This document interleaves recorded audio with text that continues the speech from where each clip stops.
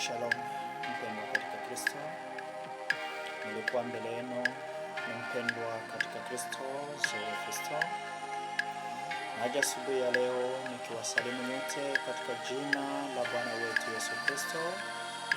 Ni siku nyingine ya neema ambayo Mungu ametupa ya kukutana nanyi asubuhi ya leo. Na wasalimu nyote katika jina la Bwana wetu Yesu Kristo. Na jambo ambalo nahitaji kuongea na taifa la Bwana, wapendwa katika Kristo na wale ambao bado hawajamjua Kristo. Acha tuanze kwa kufungua kwa maombi. Tunakusante Jehova Mungu mwenye nguvu, wewe ni mwema, wewe ni nguvu yetu, wewe ni mwamba imara, usiyeshindwa, usiyebadilika. Tunalinua jina lako, jina lipitalo majina yote, maana wewe ni mwema, wewe ni Jehova, wewe ni mwaminifu kila itwayo leo. Tunakuinua kwa kuwa wema wako ni wa ajabu, fadhili zako ni zenye nguvu, umetutendea makuu zaidi ya yale tuliyofikiri kama binadamu. Ilikuwa tumelala kama wafu, umetupa tena neema ya kuamuka na kuiona siku nyingine. Tuseme nini Bwana kama si upendo wako wa ajabu? Bwana, naweka taifa hili mbele zako, naweka kondoo hawa mbele zako. Acha Bwana maneno haya yaje kuwa maneno ya uzima, ambayo itakwenda kuwajenga na kuwainua, ambayo itakwenda kuwabadili na kuwafanya kuwa imara. Bwana, nakwenda kuacha yote mikononi mwako, nikiomba na kuamini katika ukuu wa jina lako Yesu Kristo. Amina.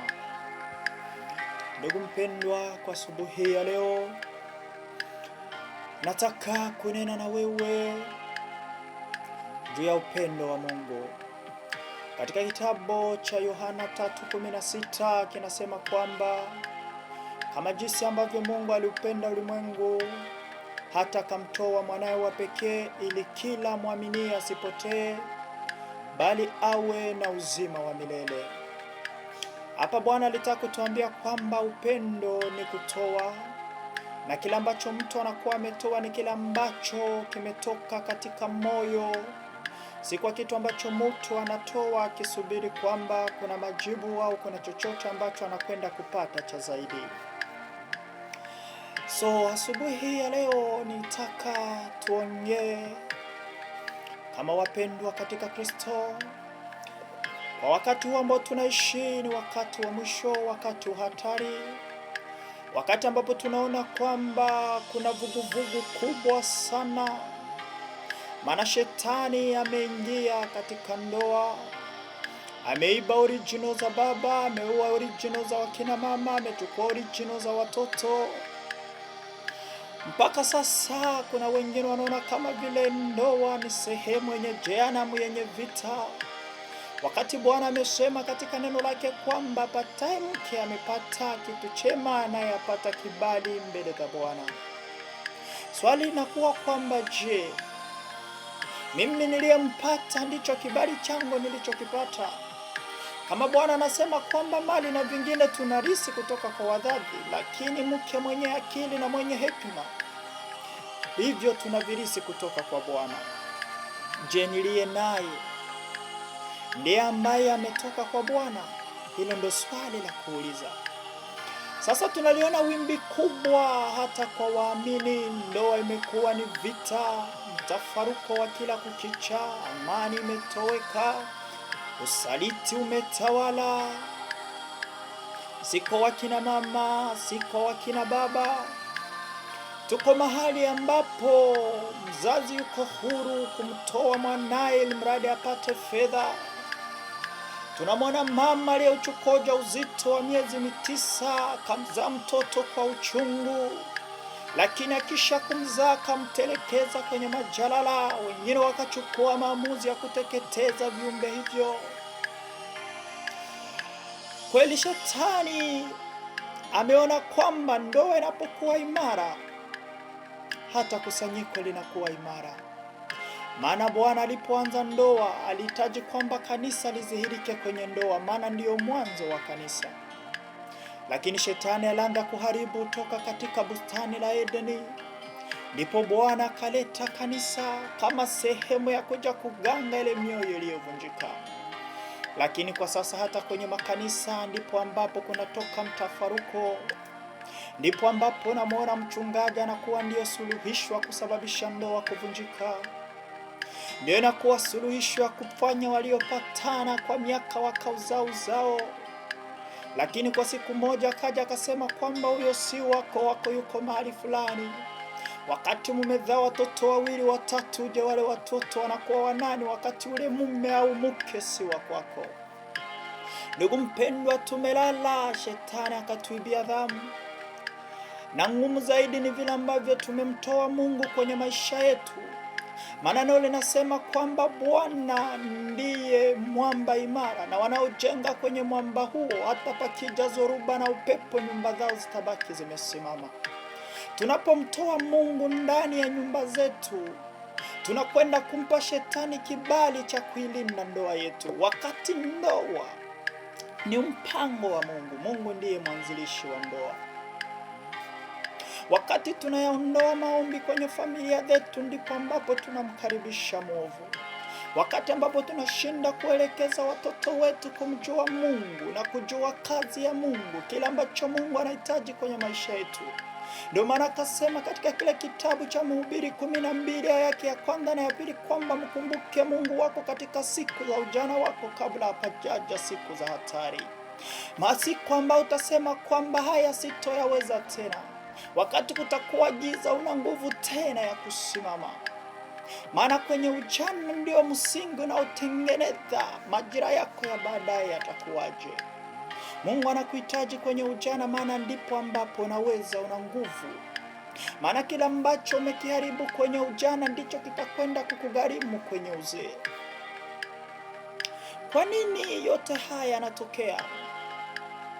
Wakati kwa sasa tunaona kwamba hata katika Wakristo saliti umetawala. Baba anachukua maamuzi, anakwenda nje ya ndoa, anamzaa mtoto kwa siri anaitunza kwa muda mrefu, anatamani hata afe na siri hiyo. Wakati tunaona mama anakwenda nje ya ndoa, anaushika ujauzito, anazaa watoto 2 watatu, anataka siri hiyo ibaki ndani na mume asijue, na anataka afe hata mumewe asijue siri hiyo. Watu hatuna mioyo tena ya kutubu, hatuna mioyo ya kutengeneza. Dhambi imekuwa kama juisi, imekuwa kama ndicho kitu tunachokifurahia kwenye maisha yetu, maana tumejipa uhuru kwa kuamini kwamba sisi ambayo tumekuwa wa kwanza kuyatenda hayo. Ndugu mpendwa, kitu ambacho tumesahau ni kwamba jinsi unavyojiona wewe ni kinyume na jinsi ambavyo Mungu anakuona. Maana Mungu alipokutengeneza amekuamini wewe, ndio maana uko tofauti na wale wengine. Ila shetani anachokitengeneza ni kukuonesha kwamba wewe ustahili, kwamba umechelewa. Kuna wakati najiuliza kwa kizazi kijacho, wakati ambapo tunaona uchafu ukitendeka, wakati tunaona mambo hayo maovu yakitendeka, je, uzao ujao ambao unakwenda kuishi kaka na dada wakioana pasina kujuana yatakuwa maumivu ya kiasi gani? Leo hii tunamwona mzazi yuko huru kuoa binti ambaye amejizalia mwenyewe na kuzaa naye. Mama yuko huru kuolewa na kijana ambaye amejizalia mwenyewe, amemchukua tumboni miezi 9. Baba yuko tayari kuzini na mtoto ambaye yuko kama mwanaye aliyemzaa, kwa kusema kwamba ndio ustadi wa sasa. Mama yuko tayari kutembea na kijana mdogo ambaye haulingani umri wa mwanaye, kwa kusema kwamba ndio uwepo wa sasa. Ni maumivu ya kiasi gani wakati na wale nasema tunalolitenda hilo kipimo hicho ndicho ambacho tutakwenda kupimiwa. Tunasahau kwamba Ibrahimu, Mungu alipomwambia kwamba ilinde sadaka yake, alipolala alisababisha uzao wake kwenda utumwa wa miaka 400. Kuna kile ambacho unakitenda ambacho unakwenda kutengeneza utumwa katika uzao wako. Leo hii kuna damu zinalia kwenye macho, kuna majonzi kwenye vichaka mbalimbali kwenye mito, ambapo watu wamefanya uzinzi, wamechokoja uzito na kuteketeza viumbe hivyo, basi na kujua ni kipi ambacho Mungu alikuwa ameachilia kwenye tumbo lako. uovu umeutenda, lakini zaidi ya dhambi ya kuzini unatenda na dhambi ya kuua. Ndugu mpendwa, Mungu kukuacha si kwamba hajui. Mungu kukuacha si kwamba hakuoni. Ni vile na imani kwamba utabadilika, lakini binadamu umegoma kubadilika. Kila itwayo leo ndo unafikiria kuyatenda hayo maovu. Hutaki kuijenga familia, lakini unautamani kuendea uzinzi. Hutaki kwenda kwenye ndoa, lakini unahitaji kuishi katika maisha ya ukahaba. Jua kwamba utalipia gharama ya kile ambacho umekitenda. Kuna mkasa mmoja ambao niliwahi kusikia. Kuna mama mmoja ambaye alikuwa kijana kwa miaka 16. Alianguka kwenye uzinzi. Baada ya kumzaa mtoto. Mtoto alipokuwa na miaka 3, mama yule alikutana na baba mmoja ambaye alikuwa akimtafuta mke wa kuanza naye maisha. Ndipo alipokutana na mama huyo akamuuliza, "Je, wewe una mtoto?" Mama yule akasema, "Sina mtoto." Baba yule alifarijika akasema, "Asante, nimefarijika kusikia maneno hayo." Baba yule alichukua, mama yule akamwambia, "Tunaweza tukaanza maisha kwa pamoja." Mama yule akachukua yule mtoto akampeleka katika kituo cha yatima. Mama yule alipompeleka na kumfikisha mahali pale, akamwacha yule mtoto. Mama yule alikuwa amejua kwamba eti mtoto yule amekuja kama ajali ya kumharibia maisha yake. Baadaye mtoto alikomaa. Alipokomaa aliulizia, "Mbona mimi siwaoni wazazi wangu? Mama yuko wapi? Baba yuko wapi?" Mtoto akampa taarifa mahali ambapo mama yupo. Mtoto akaenda mara ya kwanza, mama akamkana. Mtoto akarudi safari 5, mama akamkana, "Mimi si mamako na usitaki kuniharibia ndoa yangu. Mimi sikuhitaji, umekuja kama bahati wakati ambapo sikuhitaji. Na wewe kuja kwangu ni kuyaharibu maisha yangu." Mtoto yule akasema isiwe shida, maana alikuwa ni muamini.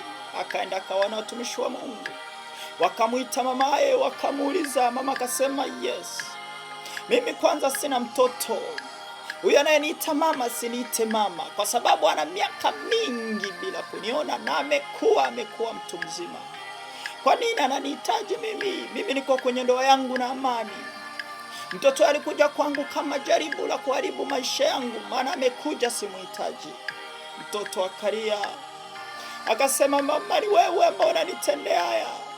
Wewe uliyeniweka tumboni mwako miezi 9. Ukanizaa kwa uchungu, ukavumilia wakati ambapo wengine wametoa mimba, lakini wewe ulinitunza. Wakati ambapo wengine wametoa mimba, wewe ulinitunza." Mama akasema, "Sikuhitaji." Mtoto yule alilia. Mama akasema, "Sikuhitaji." Watumishi walishangaa, wakasema, "Hakika ni jambo la kuumiza." Mmoja wa watumishi akamwambia binti ile, "Jipe moyo. Au huyo amekuzaa leo amekukataa, lakini Mungu anakupenda, yeye hatakukataa." Maana Mungu anasema kwamba, "Je, mama aweza kumsahau mtoto wake anyonyaye?" Yesu mwenyewe akasema, "Ndio hao waweza kusahau, lakini mimi sitokusahau wewe." Mungu hatakusahau mama katika shida unazozipitia. Mungu hatakusahau baba katika jaribu unaolipitia. Ni kweli uko kwenye ndoa unatamani kufa, unatamani kujinyonga, unatamani mauti kukute kwa sababu ya maumivu makali unayoyapitia. Lakini teso hilo Mungu anakuandaa, maana kuna mahali anahitaji uje usimame uwe na shuhuda. Mungu anakupenda. Ni kweli ndugu wamekutenga, marafiki wamekutenga, ndoa imekuwa kama jehanamu, lakini mlilie Mungu. Rudi magotini, mwambie, "Bwana, ni wewe uliyenikabidhi. Ni wewe ulinitumaini mimi, ukaona kwamba mimi naweza ndoa hii. Ukaona kwamba ni mimi pekee ndiye namuweza kijana huyu." Kuna baba mumeanzia kwenye maisha magumu, mama kakuvumilia. Ila ulipofika kwenye mafanikio, ukamwona mwanamke huyu hafai. Ukaona kwamba yale mabinti wadogo ndio wanaostahili. Nataka nikuambie ndugu mpendwa, kumbuka ni wapi ulipoanguka, ukatubu, ukatengeneze. Sauti hii, majonzi hayo yanayoanguka, kilio hicho ambacho mtu analia, machozi hayo utakuja kuyalipia. Leo tunamwona mtu uko tayari kutembea na mama aliyezaa mke wake ili maisha yaendelee. Binti yuko tayari kuendea uzinzi ili mradi apate pesa. Kijana yuko tayari kuendea uzinzi ili mradi azipate pesa, wakati kwa nguvu zake zaweza kumpa pesa hizo. Mtu yuko tayari kuendea uzinzi ili mradi amiliki gari. Mtu yuko tayari kuendea uzinzi ili mradi apate kazi. Kazi waweza kuipata, hila una garanti ya kudumu kwenye kazi hiyo. Yobu ndiye aliyejua, akasema ni heri mwili wangu kaumia, lakini nikaingia katika ufalme huu hata kama kwenye mwili wangu kutakuwa kuna nyama. Ndugu yangu, ni kweli unapotizama kushoto unaona haiwezekani. Unapotizama kulia, mbele, nyuma, unaona huna msaada. Lakini katika ulimwengu wa roho, Kristo yu pamoja nawe, maana anakuangazia. Ndio maana katika maelfu alipokufa, wewe bado uko hai. Ndio maana wengine wamefukuzwa kwenye nyumba za kupanga, lakini wewe Mungu amekusimamia. Ndio maana wengine wamegongwa, wameanguka, wengine wako hospital, lakini wewe bado Mungu anakulinda. Hajakuacha kwa sababu unastahili. Ni vile kuna kile ambacho anakitegemea kutoka kwako. Ingekuwa heri sauti hii ikakuwa ya kama taa asubuhi ya leo. Ingekuwa heri sauti ikakuwa ya ufunguo katika asubuhi ya leo. Ukamwambia Bwana, naja, ni kweli nimeuendea uovu kwa muda mrefu. Ni kweli nimezitumaini akili zangu kwa muda mrefu. Ni kweli nimetendea yasiyostahili kwa muda mrefu. Lakini Bwana, naja. Mwende kama mtoto yule mpotevu alisema kwamba nitarudi kwa baba. Nimwambie baba, nimekosa mbele zako na mbele za Mungu. Hata kama sitofanywa tena kuwa mwana, nikafanywa kuwa mtumishi, lakini yastahili niwe kwa baba. Mtoto yule alipokuja, baba akimwona tu akija, alishikwa na faraja, akamkumbatia, akasema na sherehe iwe. Maana yeye aliacha 99 kwa kuitafuta moja iliyopotea. Mungu anakuhitaji wewe, ila anachukia dhambi iliyokuwa ndani mwako. Ndugu mpendwa, asubuhi ni ya neema. Asubuhi Mungu anakuhitaji wewe. Unayoyapitia yatosha.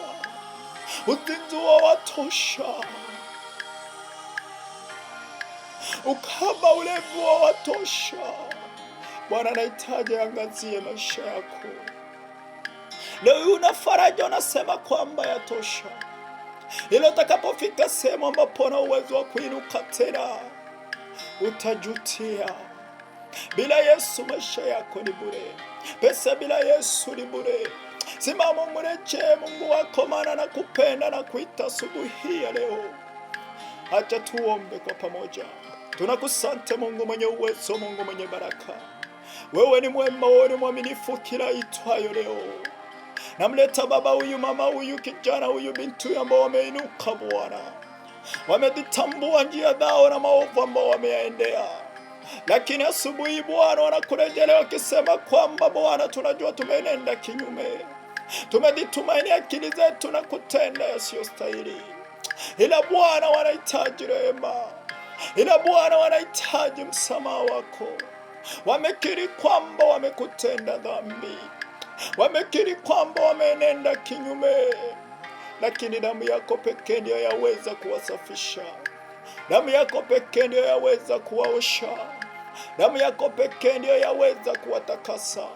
Shuka Bwana ukawatembelee. Shuka Bwana ukaganye mioyo yao. Shuka Bwana ukawafanye kuwa imara. Wakujua wewe Jehova wa kweli. Wakujua wewe mtakatifu mwema. Waione nuru yako ikiangaza tena katika maisha yao. Pita kwa wanandoa hao. Mama huyo ambaye amepitia teso kwa muda mrefu. Amejaribu kwa nguvu zake, imeshindikana. Lakini Bwana ni wewe uliyemwamini na kumweka mahali hapo. Mupe nguvu Bwana. Baba huyu mupe nguvu. Watoto hawa wape nguvu. uzaupe nguvu. Simama Bwana ukawapiganie. Chukua ngao na kigao Bwana ukawalinde. Peke yao hawawezi bila neema yako. Bwana, nakwenda kuwaweka wote mikononi mwako, nikiomba na kuamini katika ukuu wa jina lako Yesu Kristo.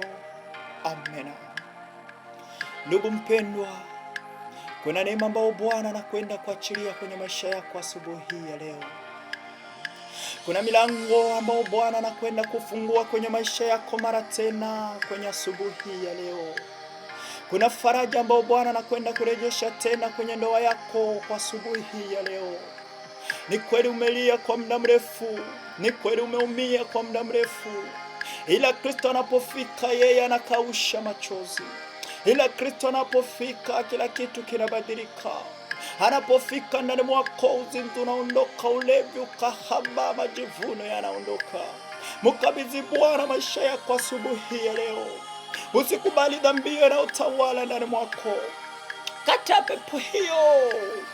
Kataa utumwa huo.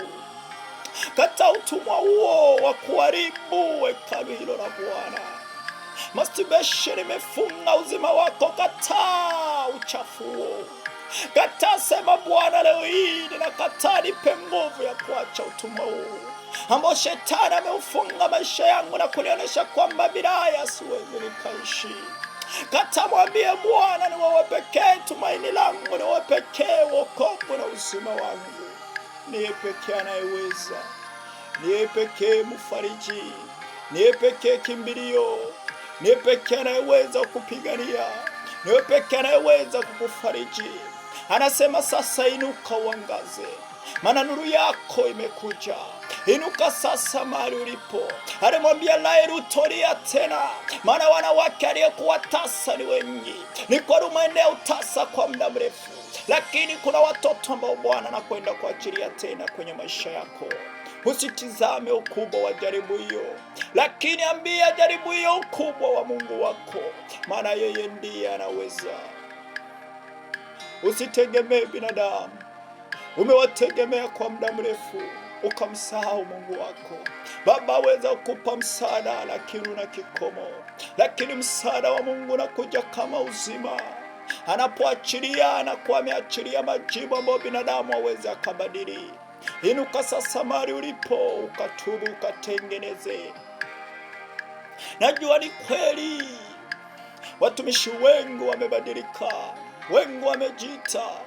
Mahali ambapo nakwenda kutubia ukakuta yale ya neno umeyakuta mahali pote.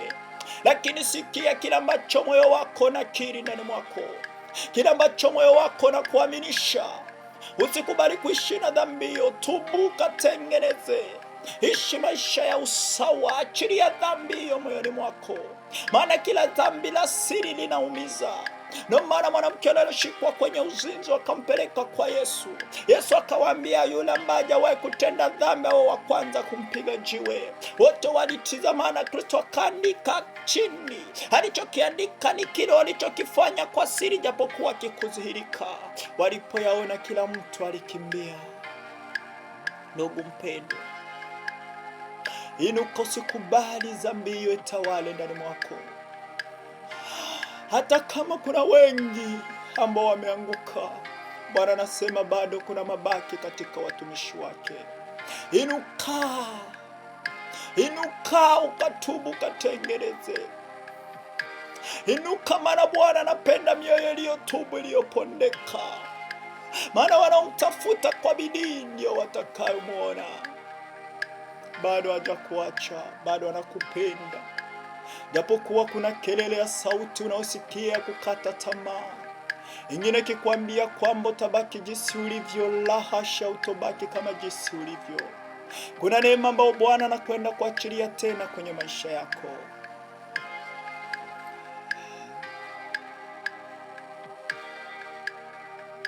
Wote waliosikia maneno haya, Mungu awabariki, awape neema.